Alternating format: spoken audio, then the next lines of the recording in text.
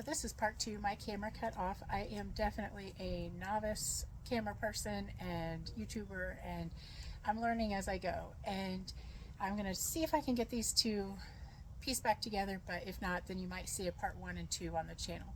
So today I am planting some live plants that I just got from Burpee Seeds, and I am using the City Pickers bottom watering system for patio gardens, or really any kind of option that you want to make.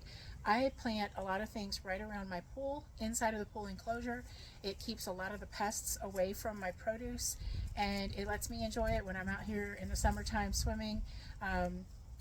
Hey, gardener hack, sometimes I'll come out and put on a t-shirt and have my swim clothes underneath it. When I start to get hot working in the garden, then I'll just jump in the pool and cool off and then work some more. So hey, it's Florida, you do what you got to do and you make it fun. So whenever I'm planting in a container, I'm always going to use a potting soil. A potting mix is going to have things like perlite, coconut coir, as well as the general soil, topsoil kind of blend that you can use in the ground. But you need to make sure that you're providing all of the nutrients that your plant is going to need while it's in that container, because it can't get them from anywhere else. It's literally in a bubble, so you have to control what's in that bubble, but you get to control what's in that bubble. So it's kind of a two-sided coin. So if containers are all you have, you can still absolutely be a successful gardener.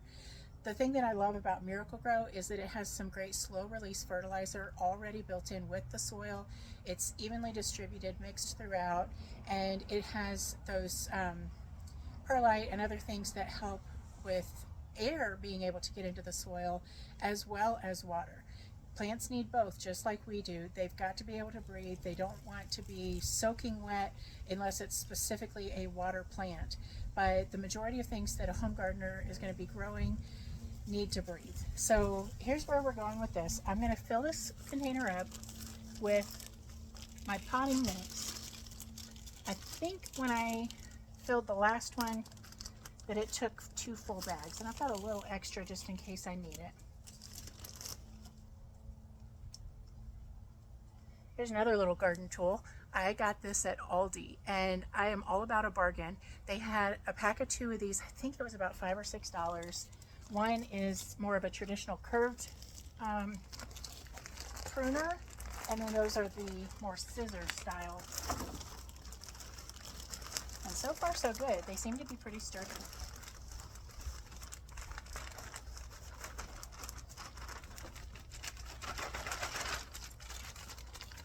I'm definitely a bit of a girly girl, so I got pink, but they had a lot of other colors as well. Now, I've mentioned about the watering system that these containers have, and on this one I actually lost one of those hoses. I don't think I can zoom into it, but I have a friend that grows this massive black bamboo here in our area, and she has given me several pieces of her bamboo when it has died or been broken, fallen, whatever, and those are mostly hollow in the middle. Wherever you see the rings on the outside of a stalk of bamboo, there is a membrane in there that if you want a longer piece that goes across some of those membranes, you can actually punch a hole in it. I'll show you.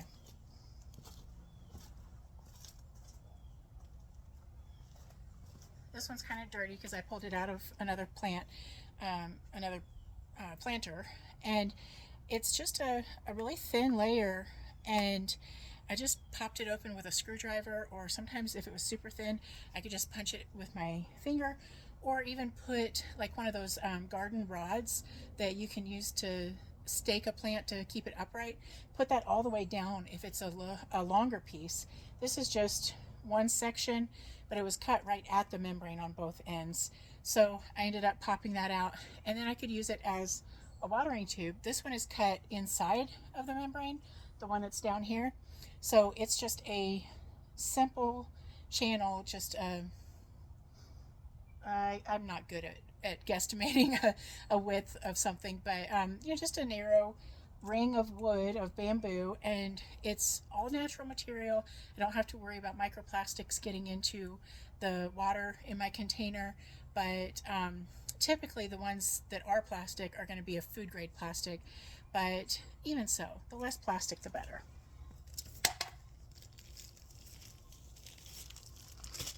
So here we go. Another bag of soil.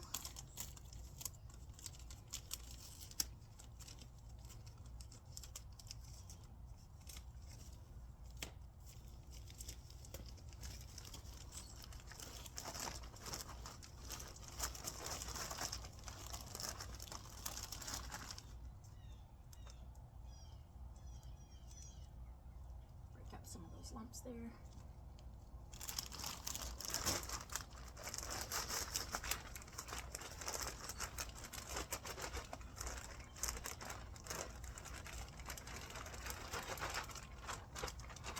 And that's holding 2 full bags. It's mounted up right now, but I will level that off. Each bag is 25 dry quarts. If it's made for a container, it's measuring in quarts. If it's made for the ground, it's measuring in yards. What goes in your yard is by the yard. So, adjust my angle over here, and let's get to planting. Now spread this out nice and even. It will settle a little bit, especially as I'm watering it. That soil will compact down just a bit. But just try to give it a nice good start. Pretty much even there. And I will start with the Sweet Pepper Mocha Swirl. This one wants full sun. It gets 20 to 24 inches tall. It spreads 20 to 28 inches. Anytime you're working with one of these planter containers, you can sometimes get away with crowding things a little bit just because you are controlling the environment to an extent that you're not able to do so much with in the ground. So the next one is the Great Stuff hybrid. That's another sweet pepper. And all of these are from Berkeley. They shipped as live plants. Came in a nice little protective container. I had my trowel out and I'm not even using it. Sometimes it's nice just to get your hands dirty. And this last one is the Hot Pepperoncini. It's a Greek pepperoncini, and it gets up to 30 inches tall, can spread 24 inches, again with full sun. And that Great Stuff hybrid doesn't spread as much. It's only about 12-inch spread. So having it in the center in this particular arrangement is probably going to work really well for it. So I am putting these really close together, but that's all that I'm going to put in there. I'm going to make sure that they have good source of water all throughout the season, and that bottom watering system is so great. In our Florida humidity, in our Florida heat in particular, evaporation is a big issue, and having that water underneath the soil helps to keep the temperature at a more regulated level, and it helps to keep those plants hydrated consistently. The soil will wick up some of that water and keep it just kind of evenly distributed throughout the container, but those roots are going to start to grow down into the water. I just cleaned and scrubbed this container right before I started filming. There were roots all down in underneath that grid that holds the soil up.